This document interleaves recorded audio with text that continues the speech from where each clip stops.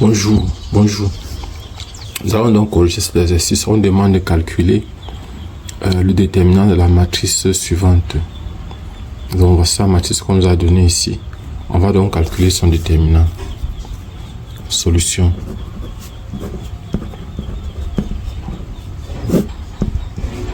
Donc le déterminant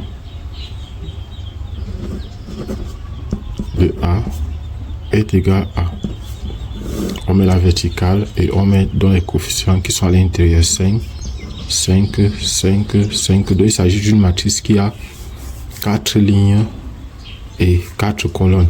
Il faut savoir que pour calculer le déterminant d'une matrice, il faut absolument que cette matrice soit carrée. Donc si une matrice n'est pas carrée, on ne peut pas calculer son déterminant. Et pour ceux qui ne me connaissent pas, je suis Job Kamdem du groupe de répétition Nabla Yaoundé au Cameroun. Et abonnez-vous et partagez cette vidéo YouTube. Donc voilà, nous allons donc mettre, ça fait, ici on a X et Y. Ici on a X, on a ici X, ici on a Y, ici on a Y, ici on a X, Y et Y. Donc voilà notre déterminant qu'on a placé.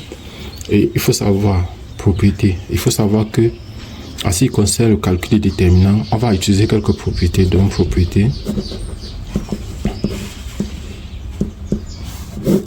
propriété, si j'ai un déterminant qui est comme ça, donc voici un déterminant ici, ici alpha, et ici X et ici Y. Je peux mettre alpha en facteur, facteur 2, 1, X et Y. Ça c'est une propriété qu'il faut connaître. Si j'ai par exemple sur une ligne, je peux aussi avoir, par exemple plutôt je peux avoir ici alpha, ici j'ai X, ici j'ai Y. Le même processus, la même chose peut se passer. C'est-à-dire je peux avoir ici alpha facteur de 1, X et Y. Vous voyez un peu. Maintenant, ça aussi peut multiplier, donc le coefficient qui est à l'extérieur d'un déterminant peut multiplier soit une ligne, soit une colonne. Alors que si la matrice, ça multiplie tous les éléments de la matrice, mais il ne faut pas confondre les propriétés des déterminants et les propriétés des matrices. Donc, au niveau d'ici, par exemple, je peux avoir peut-être encore, mettons dernier cas, x au carré, ici x au cube, et ici là, par exemple, alpha, bêta. Je peux mettre ici là x au carré en facteur, ça fait x au carré facteur de 1, x, alpha, bêta. Donc voilà par exemple ce qu'on peut avoir. Et puis maintenant, on va revenir à notre déterminant, au déterminant de notre matrice de départ. Et pour cela, on va donc avoir déterminant de A et donc égal à. On peut donc venir ici. On va donc, il y a un coefficient 5 qu'on peut mettre en facteur ici. On met donc le coefficient 5 en facteur. 5, il va rester ici 1. Il va rester ici X, Y. Ici c'est X, Y.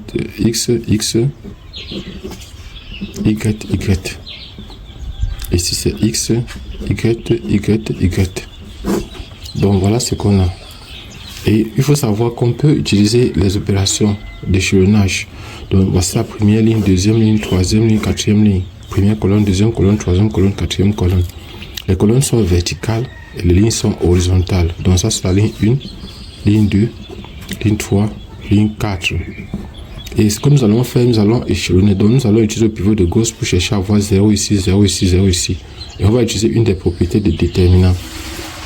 Bon, je vais expliquer chaque fois qu'on va arriver sur un endroit, je vais expliquer les propriétés. Parce que déjà, il faut savoir une chose, c'est que s'il fallait utiliser la définition du déterminant ici, on a 4 lignes, 4 colonnes. Donc, on devait avoir 4 déterminants d'ordre 3 à calculer. Et après, chaque déterminant d'ordre 3 devait donner 3 déterminants d'ordre 2. Or, en faisant ces opérations, cela nous facilite sérieusement la tâche. C'est-à-dire ça nous rend la tâche un peu plus facile. On aura simplement à calculer ce déterminant avec ces opérations d'échelonnage que nous sommes en train de faire sur notre matrice. Donc, actuellement, ce qu'on va faire, on va chercher à avoir 0 ici et 0 là. On va conserver la première ligne. Donc, on va dire que la ligne 1 ne change pas. La ligne 2 devient la ligne 2 moins la ligne 1. Si on va avoir 0 ici, la ligne 3 devient la ligne 3 moins la ligne 1. La ligne 4 devient la ligne 4 moins la ligne 1. Et là, maintenant, le déterminant de la matrice A est donc égal à 5. Ici, ça reste 1. X, X, X. Et ça fait, ça moins ça, ça fait 0. Ça moins ça, ça fait 0. Ça moins ça, ça fait 0. Ça moins ça, ça fait Y moins X. Ça moins ça, ça fait 0. Ça moins ça, ça fait 0. Ça moins ça, ça fait Y moins X. Ça moins ça, ça fait Y moins X. Ça moins ça, ça fait 0. Ça moins ça, ça fait Y moins X. Y moins X. Y moins X. Voilà ce que j'ai. Et puis maintenant, ce qu'on va faire, donc, on va utiliser une propriété. Je vais d'abord expliquer la propriété des déterminants. C'est-à-dire, si j'ai par exemple un déterminant comme ça, si par exemple voici B ici, si le déterminant de B qui est égal à alpha 1, alpha 1, alpha 2, alpha 3, bêta 1, bêta 2, bêta 3, gamma 1, gamma 2, gamma 3. Je vais expliquer. Donc la définition même du déterminant voudrait que ici, qu'on base ça et qu'on base ça, c'est première ligne, première colonne. Donc ça va me donner alpha 1 facteur de moins 1 à la puissance première ligne plus première colonne multiplié par ce que je n'ai pas barré. Qu'est-ce que je n'ai pas barré? Je n'ai pas barré bêta 2, bêta 3, gamma 2, gamma 3. Maintenant, je base ça. Comme je pouvais choisir de passer plus tôt, je pouvais choisir la deuxième ligne, je peux choisir, ça dépend de vous. Maintenant, je base ça, je vais passer comme ça. Ça va faire plus alpha 2, facteur de moins 1 à la puissance première ligne, deuxième colonne, multiplié parce que quand je base ça, je n'ai pas barré bêta 1, gamma 1, bêta 3, gamma 3. Plus donc maintenant, je base ça. Ça va faire plus alpha 3, facteur de moins 1 à la puissance première ligne, troisième colonne, multiplié parce que je n'ai pas barré. Quand je base ça, je n'ai pas barré ceci. Ça va faire bêta 1, bêta gamma. Ça va faire bêta 1, gamma 1, bêta 2, gamma 2. Vous voyez qu'en écrivant ceci, les coefficients, si dans le cas, si les coefficients C, si par exemple le coefficient C, ce coefficient C et celui-ci, si alpha 2 et alpha 3 sont nuls, alors ça veut dire que les termes ici sont d'office nuls. Je reste avec un seul terme. Donc ce qu'on va utiliser ici, ce que nous allons utiliser ici, on a déjà, par exemple, voici certains termes qui sont déjà nuls ici. Vous voyez un peu, on a ces termes ici qui sont totalement nuls. Donc si je passe par le côté ci, par la colonne ci, alors je vais simplement barrer ça et barrer. Il faut que je vais remettre d'abord ce déterminant là de ce côté pour qu'on puisse bien voir. Donc déterminant de A égale ce 5 fois. On a 1, 0, 0, 0. Ici on a X. Ici on a X. Je crois ici on a Y. C'est X.